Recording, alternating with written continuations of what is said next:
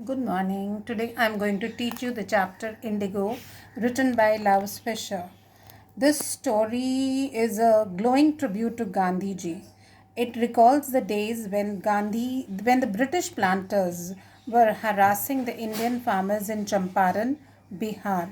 So let's move on to the story. Before we do that, the next slide that is there tells you about the names of the characters who would be coming while dealing with the story. So let's move on to first part of Gandhi. I have divided this chapter into 4 parts so that it becomes clear to you, and after every part I am giving you certain questions to make the part clear. So let's move on to the first part. In this first part, a peasant by the name Rajkumar Shukla. He was the one who represented the peasants of Champaran, and came up with the problems that they faced. Initially, he went to the Indian National Congress, but there was nobody to answer him. Somebody told him, "Why don't you go down to Gandhiji?" So he decided to go to Gandhiji. This is what I have already written here in the first part. See, Rajkumar Shukla went to the Indian National Congress, then he went down to Gandhiji, and Gandhiji, he initially refused, saying that he has some prior appointments, so he would not be able to go along with Rajkumar Shukla. So now, what was the problem that brought Rajkumar Shukla to the Indian National Congress and then to Gandhiji is given here. Understand, the arable land of Champaran district was divided into two large estates that was owned by the Englishmen and worked by the Indian tenants.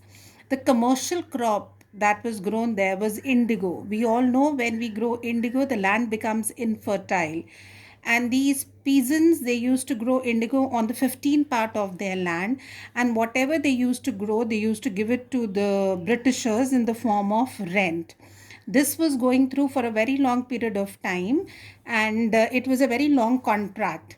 Later on, the Britishers came to know that the Germany has developed synthetic indigo. Now, when they came to know about this, they told the peasants that if you want to come out of this long-term contract, what you do is you give a compensation. Compensation is a big amount of money to come out of this long-term contract. The peasants who had money, they signed the contract willingly.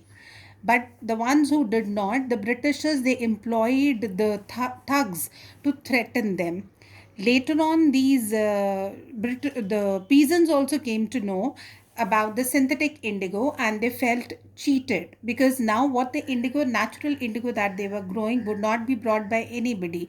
So they wanted their compensation back, which the landlords were not ready to do so. So this was a problem that took Rajkumar Shukla to the National Indian Congress and then to Gandhiji. As I told you beforehand, Gandhiji refused, saying that he had some prior appointments, but Rajkumar Shukla followed Gandhiji wherever Gandhiji went. He kept on begging him to give a date.